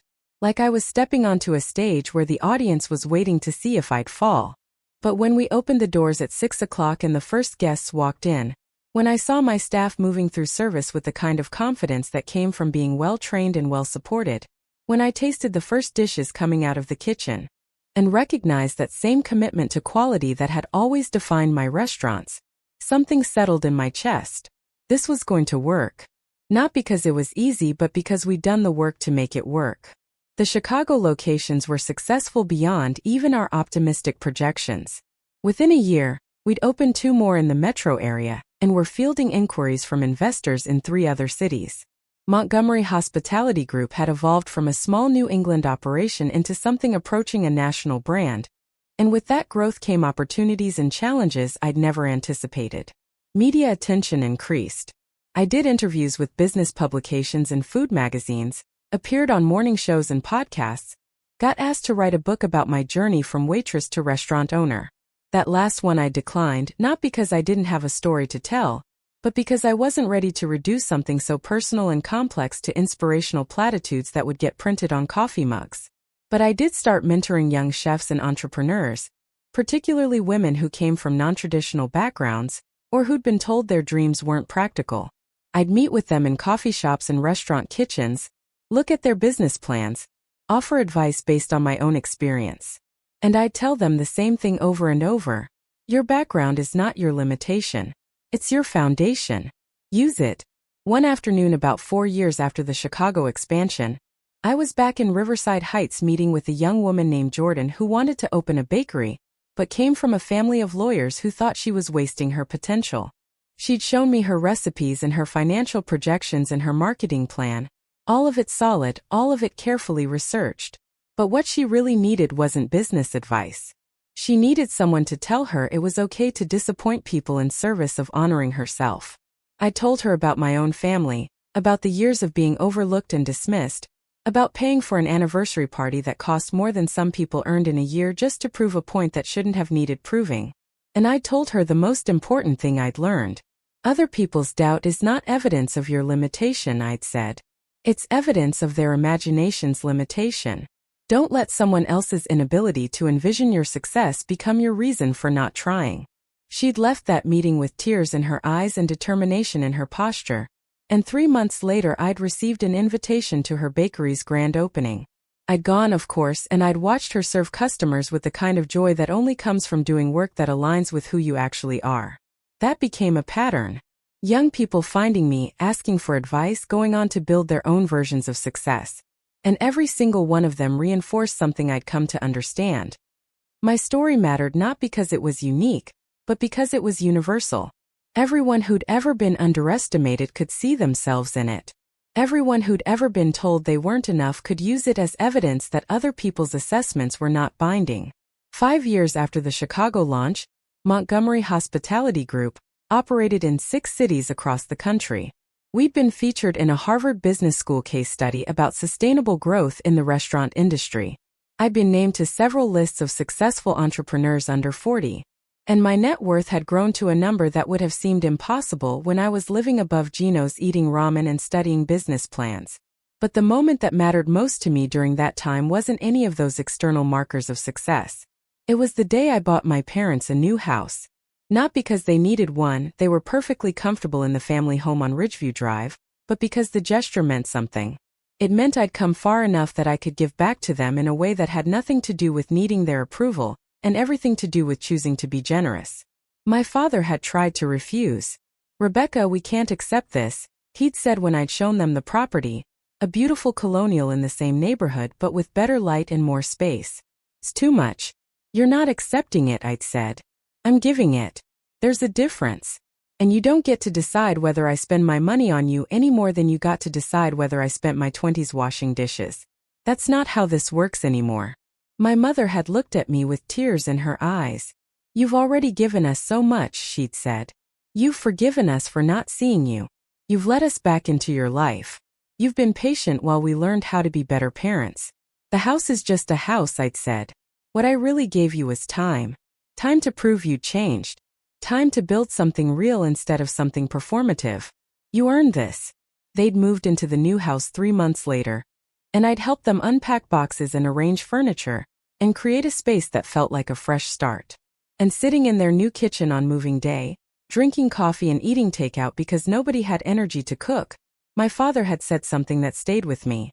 I used to think success was about accumulation, he'd said. About building wealth and status and leaving behind something impressive.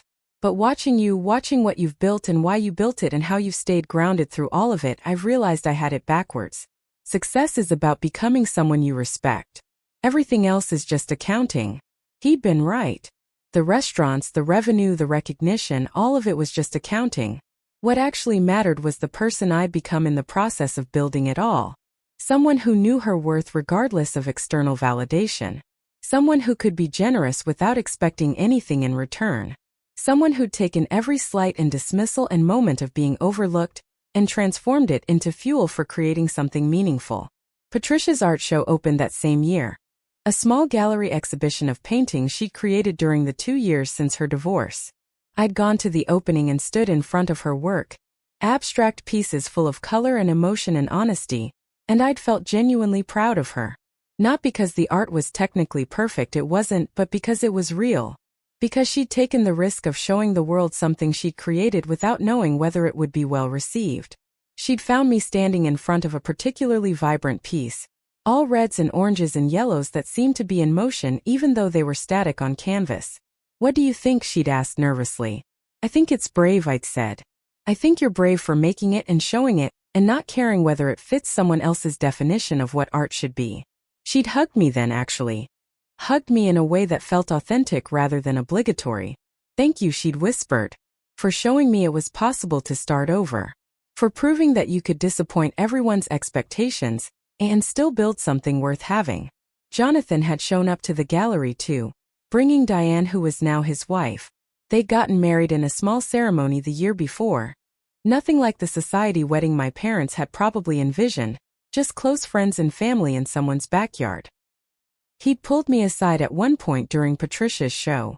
"I quit the firm," he'd said. "Started my own practice. Smaller clients, more direct impact, actually doing work I find meaningful instead of just lucrative." I'd looked at him carefully. "How does it feel?" I'd asked. "Terrifying," he'd admitted. "But right. Finally right. And I have you to thank for that. You didn't do anything except be yourself, but that was enough to make me realize I wasn't." That conversation had stayed with me for weeks afterward, because it highlighted something I hadn't fully recognized before. My decision to build my own life hadn't just affected me.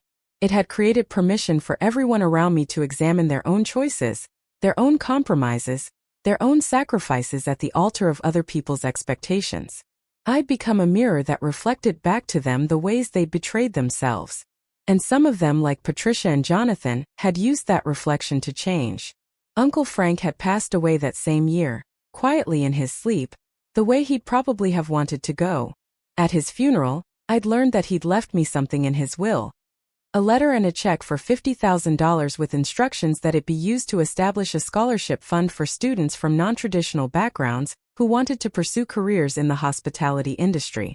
The letter had been written months before his death, when he'd known his time was limited. "Rebecca," it read, "I always saw you. Even when everyone else was looking somewhere else, I saw who you were and who you were becoming. I'm proud of you, not for your success, though that's impressive, but for your integrity. You never compromised on what mattered to you. You never let the world make you smaller. And you never stopped being kind even when you had every reason to be bitter. Use this money to help others who need someone to see them the way I saw you. Give them the chance to prove themselves the way you did. Build something that lasts beyond restaurants and revenue. Build legacy through liberation." I'd cried reading that letter, genuinely cried in a way I hadn't in years. Because Uncle Frank had understood something that took me a long time to articulate. My story wasn't just about personal success. It was about creating pathways for others to succeed too. About using whatever privilege and platform I'd built to make the journey easier for people coming after me. The scholarship fund launched 6 months later. The Frank Montgomery Scholarship for Hospitality Excellence, providing full tuition and living expenses for 5 students per year to attend culinary or hospitality management programs. The first recipients were announced at a small ceremony at Gino's, which felt like exactly the right location. Full circle. One of the recipients was a young man named David who'd grown up in foster care and had been working in restaurant kitchens since he was 16. When he'd gotten up to speak at the ceremony, he'd said something that broke my heart and put it back together simultaneously. I never thought I deserved to dream, he'd said. I thought dreams were for people who had safety nets and second chances. But this scholarship, it's not just about money. It's about someone saying you matter. Your potential matters. Your dreams matter. That's worth more than tuition.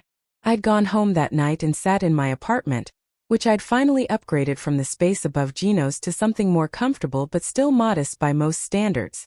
And I'd thought about how strange and wonderful life was.